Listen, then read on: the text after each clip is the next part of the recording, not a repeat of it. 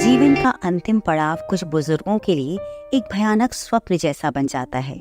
उनके बीमार पड़ने पर उनके परिवार वाले ही उन्हें घर से बाहर कर देते हैं। ऐसे ही बीमार और लाचार बुजुर्गों के लिए फरिश्ता बनकर आए हैं जानकी धाम ओल्ड एज होम के संस्थापक श्री प्रमोद कुमार वेदलंकार जी। पूरी जिंदगी हम बहुत मेहनत करते हैं, अपने बच्चों को अच्छी परवरिश देते हैं। शायद मन का एक कोना ये कहता है कि जब यही बच्चा हमारा बड़ा हो जाएगा तो ये हमारे बुढ़ापे का सहारा बनेगा। लेकिन कई घरों में और कई लोगों की जिंदगी में ये विडंबना देखने को मिली है कि जिसे वो सहारा समझते हैं, दरअसल में वही उन्हें बेसहारा कर देते हैं। उन्हें पहुंचा देते हैं ऐसी जगह जहां से कभी वापस आ पाना उनके लिए मुमकिन नहीं होता। आज मैं हूँ जानकी धाम ओल्ड एज होम में। यहाँ आने के बाद मेरे मन में भी बहुत सारे सवाल उठे कि आखिर कौन वो बच्चे होंगे जो अपने माँ बाप को इस प्रकार अनाथ आश्रम यानी वृद्धाश्रम में छोड़ देते हैं। वृद्धाश्रम का नाम सुनते ही आपके भी दिमाग में बहुत सारे सवाल उठते होंगे और आपको लगता होगा कि कैसे नालायक बच्चे हैं, क्यों छोड़ दिया, क्या वजह रही होगी। एक माँ बाप जो है वो 10 बच्चों को पाल सकते हैं, लेकिन 10 बच्चे मिलकर एक माँ बाप को नहीं पाल सकते। ऐसे तमाम बातें आपके दिमाग में आ रही होगा। मेरे भी मन में बहुत सारे ऐसे सवाल आ रहे हैं। क्योंकि आज मैं जानकी धाम आश्रम में हूँ तो मुझे लगा जिन्होंने इसकी स्थापना की है मैं आज उनसे पूछ लूँ कि उनके पास लोग क्यों आते हैं और किस प्रकार के दुखों को लेकर आते हैं, और जो यहाँ लोग रह रहे हैं उनकी मनोदशा क्या रही। आपको बहुत बहुत स्वागत है। नमस्कार। नमस्ते। मैं आपको बताना चाहता हूँ कि ये जो हमारे मन में विचार आ जाता है हाँ। कि वृद्धाश्रम का ओल्ड एज होम का नया कंसेप्ट है हमारे भारतवर्ष में जी। लेकिन अगर हम अपनी वैदिक परंपरा को देखें, जो हमारी परंपरा चली आ रही है जी। इसमें 4 आश्रम हैं, ब्रह्मचर्य आश्रम, गृहस्थ आश्रम, वानप्रस्थ आश्रम और संन्यास आश्रम। जी। अभी आप बड़ा सुंदर बता रही थी कि हमारे जो बुजुर्ग होते हैं वो ये सोचते हैं कि बच्चे हमारा सहारा बनेंगे, लेकिन जो वेद हैं, शास्त्र हैं, कभी वहाँ पर इस तरह की सहारे की बात ही नहीं कही गई है। वहाँ तो ये कहा गया है कि जब पुत्र के पुत्र हो जाए, अर्थात मेरा यदि पुत्र है और मेरे पुत्र के पुत्र हो जाए तो मुझे क्या करना चाहिए। मुझे ये करना चाहिए कि जो भी हमारे पास चीजें हैं वो हम किसको सौंप दें, पुत्र को सौंप दें। जो भी चाबियां हैं, कहते हैं ना कि चाबियां हैं, घर की चाबियां हैं, वो घर की सारी चाबियां आप पुत्र को सौंप दीजिए और पुत्र से हाथ जोड़िए कि भाई हमने तो कर लिया, अब क्या है, अब हमने वानप्रस्थ आश्रम में जाना है, अब प्रभु की भक्ति करनी है हमने। और जब हम उस तरह से जब प्रभु की भक्ति करेंगे तो हमारे मन में जो भावना आ जाती है ना कि हमारे बच्चे हमारा सहारा बनेंगे। हम बहुत से ऐसे बुजुर्गों से मिलते हैं जी। बुजुर्ग हमारे पास आते हैं, वो वृद्धाश्रम को देखते हैं तो वो कहते हैं कि भाई अब मैं जो हूँ जीते जी अपने पुत्रों को दूंगा नहीं। अब यही समस्या पैदा हो जाती है। बच्चे कहते हैं कि ये मेरा है और बुजुर्ग हैं वो कहते हैं मैं दूंगा नहीं। अब झगड़ा तो यहीं पर शुरू हो गया ना। अब ये जो हमारे शास्त्र हैं, आप शास्त्रों को पढ़िए, किसी भी शास्त्र में ऐसा नहीं लिखा है कि माँ बाप कहें कि मैं पुत्र को दूंगा नहीं, या माँ बाप कहें मैं पुत्री को दूंगा नहीं। लेकिन वर्तमान में धैर्य नहीं रहा। वर्तमान में जो है ना बच्चों के पास धैर्य रहा और ना धैर्य रहा बुजुर्गों के पास। बुजुर्ग क्या कहते हैं, कहते हैं मैं जब तक मैं जीवित हूँ मैं एक भी पैसा बच्चों को नहीं दूंगा। शायद इसके पीछे ये भी तो एक वजह हो सकती है ना। आपने कहा कि हमारे वेद पुराणों में ये वर्णित है कि जो चौथा हमारा आश्रम है वो हमारा संन्यास आश्रम है। तो अभी जितने भी बुजुर्ग हैं वो तो इस चीज से बिल्कुल परे हैं। उन्होंने पालन पोषण ही, उनका खुद का भी पालन पोषण इसी प्रकार हुआ है कि वो जॉइंट फैमिली में थे पहले। उनके बुजुर्गों की भी बहुत अच्छी से सेवा की गई। लेकिन जब उनकी बारी आई तो अब धीरे धीरे न्यूक्लियर फैमिली हो गई, सब अलग अलग हो चुके हैं। तो अब उनको ये उम्मीद तो अपने, अगर इकलौता बच्चा है तो उससे तो उम्मीद तो पालेंगे ही ना कि वो हमारा ध्यान रखे। और अगर बच्चा ध्यान ना रखे और छोड़ दे, त्याग दे, तो जीवन का ये आखिरी पड़ाव जो सुखद होना चाहिए वो सुखद तो बचता नहीं। और जैसे आपने कहा संन्यास आश्रम, तो संन्यास आश्रम के लिए भी तो कोई आश्रम होना चाहिए जहाँ जा करके इंसान संन्यास ले सके। वही बात है। पहले क्या होते थे कि जंगलों में चले जाते थे, गंगा के किनारे चले जाते थे, आश्रम व्यवस्था होती थी, वहीं आश्रम बने रहते थे, वहीं अपना अपना तप करते थे, साधना करते थे, वहीं सारी भोजन की व्यवस्थाएं हो जाती थी। तो ये वो व्यवस्थाएं खत्म हो गई, अब जंगल नहीं रहे, कहाँ जाए, और इतनी भीड़ भाड़ हो गई। अब आप देखिए जो है वृक्ष काटे जा रहे हैं, जंगलों में भी जहाँ पर पहाड़ हैं वहाँ देखिए जाके क्या स्थिति हो गई है, रोड बन रहे हैं तो उनके लिए वृक्ष काटे जा रहे हैं। तो ऐसी जो व्यवस्थाएं धीरे धीरे समाप्त होती जा रही हैं, तो उसी का ये रूप है, जो ओल्ड एज होम है उसी का ही रूप है।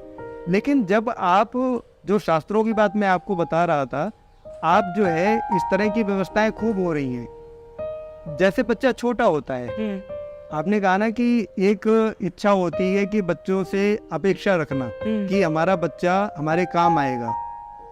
जिस तरह से बच्चा छोटा होता है और बच्चे को माँ बाप कभी भी दुखी नहीं देखना चाहते जी। मैं आपको इसलिए ये बातें बता रहा हूँ क्योंकि मैं बहुत से लोगों से मिला हूँ और बहुत से लोगों के लिए मैंने ऐसे लोगों के लिए कार्य किया है जो बच्चे कहते हैं कि मैं अपने माता पिता की सेवा करना चाहता हूँ, लेकिन स्थिति ऐसी पैदा हो जाती है कि माता पिता की सेवा मैं चाह के भी नहीं कर पाता। समय का अभाव नहीं, समय का अभाव नहीं, वो परिस्थितियां ऐसी हो जाती हैं। मैंने बताया ना आपको परिस्थितियां क्या हैं, परिस्थितियां वही बनती हैं। माता पिता कहते हैं नहीं ऐसे करना है, बच्चा कहता है नहीं ऐसे करना है। अब सपोज कीजिए अभी वर्तमान में आप ये जैसे हम कहें तो भवनों का दौर चल रहा है, जिसके पास पुराने भवन है अपने, वो सब तोड़ तोड़ के क्या कर रहे हैं, नए बना रहे हैं जी। अब कोई माता पिता बुजुर्ग है, वो बच्चे के साथ रह रहा है, बच्चा तो कहता है कि पिताजी माताजी इसको जो है ना मुझे नए तरीके से बनाना है। अब माताजी पिताजी कहते हैं नहीं नहीं अभी कोई इसकी आवश्यकता नहीं है। तो यहाँ क्या हो गया, मतभेद हो गया। जब इस तरह का मतभेद हो जाएगा, आप देखिए छोटा बच्चा है, छोटे बच्चे को, छोटा बच्चा होता है तो छोटा बच्चा कहता है मैं ऐसे करूँगा, माता पिता करने देते हैं उसको, नहीं करने देते ना, कहते नहीं, और वो करने भी नहीं देना चाहिए क्योंकि माता पिता के पास अनुभव है, बच्चे के पास अनुभव नहीं है। तो उसी प्रकार से यदि माता पिता बच्चे को कहें बच्चा समझदार हो गया, हमने कई बार ऐसे भी देखा है माता पिता बच्चे को भरने नहीं देते क्योंकि समाज में ऐसी भी परिस्थितियां हैं। समाज में हम जब तक हमारा ये है कि जब तक हमारे सामने कोई बात आती नहीं तो हम उसको एक्सेप्ट नहीं कर पाते। तो माता पिता को दुख कोई नहीं देना चाहता, लेकिन परिस्थितियां ऐसी बन जाती हैं। अब मैंने कई बार देखा है, कई बार ऐसी बीमारियां हो जाती हैं जिन बीमारियों में सेवा करना बड़ा मुश्किल हो जाता है। अब एक चीज़ और है, जब तक शरीर चल रहा है तब तो चीज़ें ठीक है, लेकिन जब शरीर काम करना बंद कर देता है तब कई प्रकार से एब्यूज करने लग जाते हैं, गालियाँ देना, मारना। तो ये कई बार हमारे पास ऐसे लोग आ जाते हैं। तो एक दो लोग ऐसे आ गए, मैंने पूछा, मैंने कहा आप क्यों ऐसा करते हो? तो कहते हैं शरीर तो चलता नहीं हमारा, अब क्या चलेगी, जुबान चलेगी। तो जुबान से हम बोलेंगे, कुछ ना कुछ बोलेंगे, और वो इतना गंदा गंदा बोल देते हैं, आप आश्चर्य करेंगे कि आप अगर सुन लें उनको तो बच्चे क्या, जो दूर के लोग हैं वो उनके पास नहीं खड़े हों। तो कहानी यहीं पर खराब हो जाती है। वो मानसिक स्थिति ऐसे ही बिगड़ती है, धीरे धीरे बुजुर्गों की मानसिक स्थिति बिगड़ जाती है। क्योंकि होता ये है कि हमारे यहाँ जो बुजुर्ग रहते हैं, हम उनको अध्यात्म से जोड़ना चाहते हैं। अब अध्यात्म से वही व्यक्ति जुड़ता है जिसने अपनी युवावस्था अध्यात्म से जोड़ के रखी है, या जिसने अपना बचपन अध्यात्म से जोड़ के रखा है। लास्ट में आके हम उसको जबरदस्ती जोड़ना भी चाहें तो वो जुड़ता नहीं है। आपके यहाँ जो लोग आए हैं, आपने बताया उन सबका टेम्परामेंट बिल्कुल ऐसा ही है कि मतलब वो क्रोधी स्वभाव के, कुछ न कर पाने की स्थिति में, मतलब मैं जिनको पीड़ित समझ रही थी इतनी देर से, आपका कहना ये कि सब पीड़ित नहीं है? समाज में सबसे बड़ी समस्या क्या है कि मैं एक अलग प्रकार का विचार आपको दे रहा हूँ, क्योंकि समाज में ये मान्यता है कि बच्चे ही दोषी हैं। हाँ। और बुजुर्ग जो है ना, बुजुर्ग बहुत अच्छे हैं। फोन आता है मेरे पास कि हमने किसी को रखवाना है, हम पूछते हैं आप कौन है, कहते हैं कि हम तो दूर के रिश्तेदार हैं। अपने माँ बाप को माँ बाप भी नहीं कहते हैं, कहते हैं हम तो दूर के रिश्तेदार हैं। शास्त्रों में बड़ी सुंदर बात आती है, सामृतहि पाणिभिर गृह्णन्ति गुरुवो न विशोक्षितहि लालना श्रेणो दोषः ताडना बहु गुणा। कि अगर आप बहुत ज्यादा बच्चे का अपना लालन पालन करते हैं, मतलब बहुत ज्यादा प्यार करते हैं, लालन पालन का मतलब बहुत ज्यादा लाड़ प्यार करते हैं, तो कहीं ना कहीं आप अपने बच्चे को बिगाड़ रहे हैं। ताड़ना बहुत आवश्यक है। ताड़ने का मतलब वही नहीं कि बहुत बहुत पिटाई कर दी या बहुत ज़्यादा ताड़ने का मतलब है, जैसे वहाँ पर उदाहरण दिया गया कि कुम्हार जब घड़े को बनाता है तो क्या करता है, एक हाथ अंदर रखता है और एक हाथ से हल्की सी पिटाई करता है और उसको जो आकार देना चाहता है वो आकार आ जाता है। ताड़ना का मतलब वहाँ पे ही है कि अगर आप उसको संस्कार देंगे, जब आपको ताड़ना करनी थी, जब आपने लाड प्यार दिखा दिया, अरे आप तो मेरा बेटा है, बड़ा अच्छा बेटा है, ऐसे करना, जैसे करना है वैसे करो, और जब वही बेटा बाद में ये कर रहे तो कौन दोषी हुआ? जब ताड़ना करनी चाहिए थी तब ताड़ना करते तो आज ये स्थिति नहीं होती। तो कहीं ना कहीं जो हम कहते हैं कि नहीं बच्चे दोषी हैं, बच्चों का मूल क्या है? मूल तो माँ बाप ही है ना। जब मूल में माँ बाप हैं तो माँ बाप ही दोषी हैं। हाँ, कई बार परिस्थितियाँ ऐसी बन जाती हैं, कई बार ये होता है कि विवाह नहीं किया। अब विवाह नहीं किया तो अब आज के समय में अकेले में कैसे व्यक्ति जीवन व्यतीत कर लेगा? नहीं कर पाता। तब उनको आवश्यकता होती है सहायता की। तो सहायता के लिए इस तरह से आश्रम बने होते हैं। तो कई बार ऐसे लोग भी हमारे पास आ जाते हैं जिन्होंने शादी नहीं की होती, उसमें महिलाएं भी होती हैं, पुरुष भी होते हैं। तो उनको यहाँ एक प्रकार का घर जैसा माहौल मिल जाता है, वातावरण मिल जाता है, केयर करने वाले लोग मिल जाते हैं उनको। तो ये कहीं ना कहीं ये जो हम सोच लेते हैं कि नहीं दूसरे का दोष है, तो कहीं ना कहीं हम स्वयं में भी इस चीज़ को हमें सोचना चाहिए कि कहाँ से ये चीज़ें आती हैं। आपने बिल्कुल मेरी जो विचारधारा थी वो बदल दी, और मुझे लगता है कि इसके माध्यम से बहुत से लोग जो अब तक सिर्फ और सिर्फ बच्चों को दोषी मान रहे थे, उनकी विचारधारा में भी परिवर्तन आएगा। लेकिन मेरा सवाल अब ये है आपसे कि आपने कब सोचा कि आपको एक ओल्ड एज होम बनाना चाहिए? क्या किसी इंसिडेंट्स ने आपको प्रेरित किया? बिल्कुल बिल्कुल, मैं आपको बताऊं, मेरी गुरुकुल की पृष्ठभूमि रही है और पहले हमारी ये इच्छा थी कि हम बच्चों के लिए कार्य करें। अच्छा। लेकिन मैं एक ऐसे एनजीओ के साथ जुड़ गया जो एनजीओ बुजुर्गों के लिए कार्य करता था, और वो ऐसे लोगों के लिए कार्य करते थे जो चलते फिरते थे। अच्छा। तो हमारे मन में विचार आया कि चलने फिरने वालों के लिए तो हर कोई करता है, लेकिन जो बेड रिडन हो जाते हैं, जो चल फिर नहीं सकते, जैसे कई प्रकार की बीमारियां हैं, आप जो है पैरालिसिस हो गया तो नहीं चल पाएंगे, तो ऐसे लोगों की केयर कौन करे? या वृद्धावस्था एक ऐसी अवस्था आ जाती है। अभी हमारे पास एक ऐसी लेडी रहती हैं जो बिल्कुल ओल्ड एज के कारण खाना पीना बंद कर दिया, तो अब क्या उनको जो है ना पाइप के माध्यम से खाना दिया जाता है। अब उस अवस्था में हॉस्पिटल में कितने दिन रह सकते हैं? नहीं, बहुत दिन तक रह सकते। तो उनकी व्यवस्था हम करते हैं, सारे प्रकार की व्यवस्थाएं करते हैं। तो वो लोग हमारे यहाँ पर जितना भी जीवन होता है तो कर्म भूमि है, संसार क्या है, कर्म भूमि है। तो जितने जिसके कर्म फल हैं वो यहाँ के अपना ये है कि हम उनकी लाइफ को थोड़ा सरल बना देते हैं। आप इसी बिल्डिंग में रहते हैं, यहाँ पे आपका ओल्ड एज होम भी है, आपका रेसिडेंस भी यही है। कभी ऐसा हुआ कि खाना पीना खा के आप सब लोग सोने चले गए और फिर अचानक आपको सब कुछ काम छोड़ करके नीचे भाग कर आना पड़ता हो कि मुझे देखना है, किसी बुजुर्ग की तबीयत ज़्यादा खराब है, उसका ख्याल रखना ज़रूरी है, रात भर जागे हो? कभी ऐसा कोई इंसिडेंस हुआ है? जी, एक बार नहीं अनेकों बार ऐसा होता है। और मुझे तो रात को जब हमारे यहाँ जो हेल्पर्स हैं, ये जो इनके फ़ोन जाते हैं, तो मुझे लगता है कि अचानक से ये लगता है कि पता नहीं किसको हॉस्पिटल ले जाना पड़ेगा। और कई बार उस स्थिति में 12 बजे भी फ़ोन आ जाता है, 1 बजे भी फ़ोन आ जाता है, 2 बजे भी फ़ोन आ जाता है। और कई बार परिस्थितियाँ ऐसी बन जाती हैं कि यहीं पर ही, क्योंकि हार्ट अटैक से किसी की डेथ होती है तो वो सडनली वो 10 मिनट लगाता है और 10 मिनट में उसकी जो है ना डेथ हो जाती है। और कई बार क्या होता है कि जो परिवार के लोग हैं, हम उनको फ़ोन करते हैं और वो 4-4 घंटे बाद आते हैं। मतलब अब हम ये सोचते हैं कि अब कैसे क्या, कई बार ऐसी भी परिस्थितियाँ हो जाती हैं कि आने को तैयार नहीं होते। अभी कोविड का दौर चल रहा था, ईश्वर की कृपा रही, ऐसे आश्रमों पे सब पे जो ऐसे कार्य होते हैं तो ईश्वर कृपा करता ही करता है। लेकिन ओल्ड एज एक ऐसी एज है कि जाना तो है, अब वो चाहे बीमारी से जाए या सामान्य अवस्था में जाए। तो एक तो ऐसे घटनाएं हो गई, कोविड के टाइम में डेथ हो गई और हमने फ़ोन किया कि भाई आप आइए, ऐसे ऐसे जो है ना डेथ हो गई है, तो आने को तैयार नहीं हुआ। अब हम कैसे क्या करें? हमारे मस्तिष्क में आता है कि ये लोग आएंगे नहीं, फिर हमने कर दिया तो फिर बाद में कहेंगे, तो बड़ी मुश्किल से उनको बुलाना पड़ता है और बड़ी मुश्किल से वो लोग हमारे पास तक आते हैं।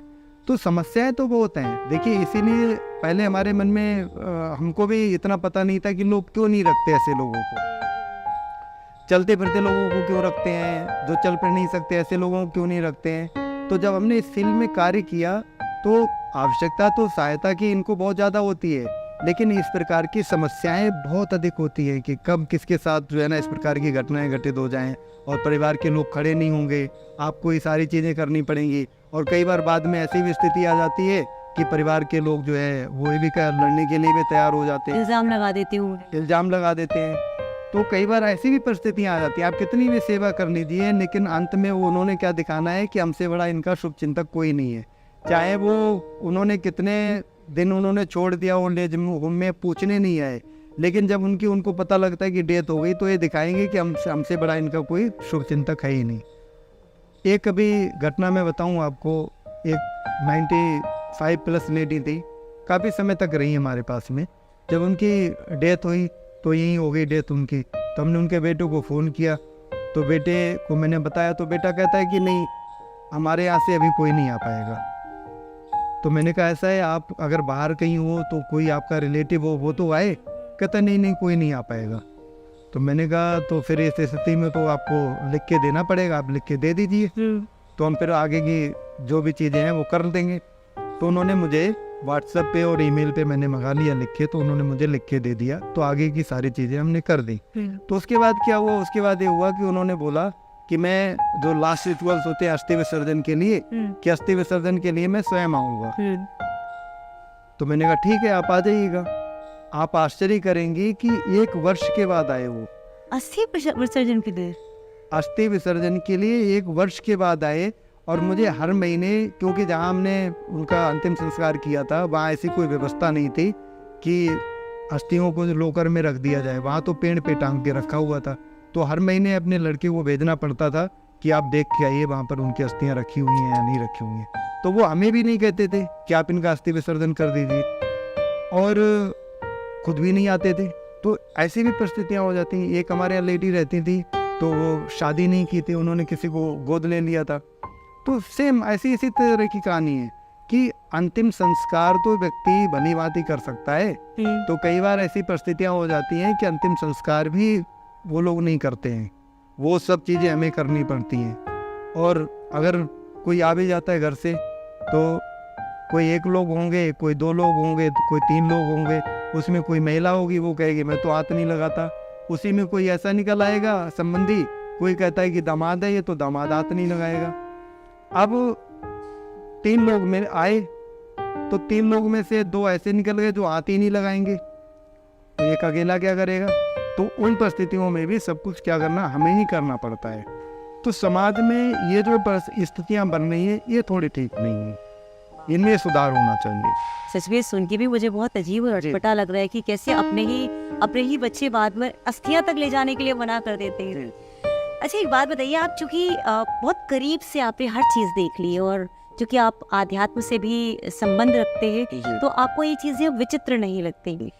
आपने तो सेवा भाव अपना लिया और आप ये कार्य कर रहे हैं। आपका परिवार, क्या उन्हें कभी कोफ्त होती है आपके इस सेवा भाव से कि तुम तो बस पूरे टाइम सेवा में ही लगे रहते, तुम्हारे पास इतना वक्त नहीं है कि तुम हम पर ध्यान दो, बच्चा भी अभी छोटा है और उनकी भी कुछ ख्वाहिशें होंगी, तो कुछ कभी आपको शिकायत विकायत नहीं मिली? एक्चुअली मैं आपको बताऊं कि जब इस प्रकार के कार्य करते हैं तो जब तक आपको परिवार का साथ ना हो, हाँ, तो आप कार्य कर नहीं सकते।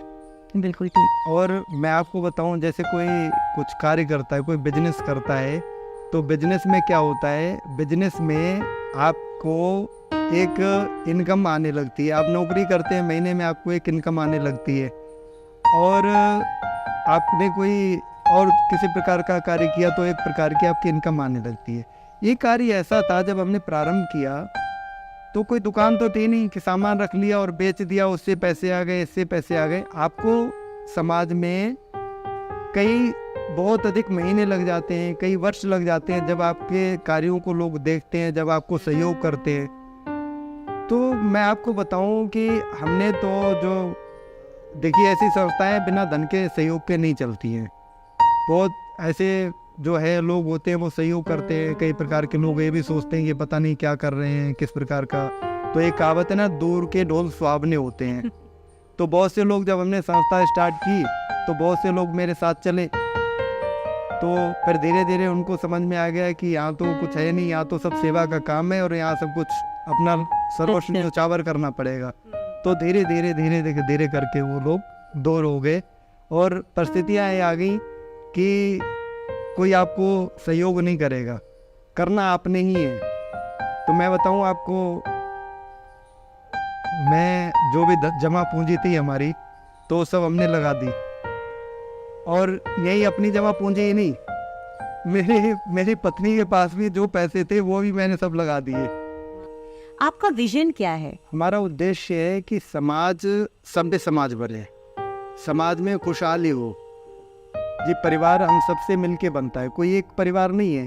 बेटा भी परिवार है, माता पिता भी परिवार है, माता पिता के माता पिता भी परिवार है, बच्चों के बच्चे भी परिवार है। तो सब अपने अपने कर्तव्यों को जब समझेंगे तो निश्चित रूप से सब सुखी होंगे। और हमारा उद्देश्य ये है कि सब खुशहाल रहें, सुखमय समाज हो और हमारा देश इसी तरह से उन्नति करे। समाज के लिए अगर कोई मैसेज देना हो तो आप क्या मैसेज देना चाहेंगे? समाज को मैं सभी को ये संदेश देना चाहता हूँ कि शास्त्र जो कहते हैं, शास्त्रों के अनुरूप हम अपने आचरण को बनाएं। तो इससे क्या होगा, इससे हम दुखी नहीं होंगे। और बच्चों को मैं संदेश देना चाहता हूँ माता पिता के प्रति कि बच्चे थोड़ा धैर्य रखें।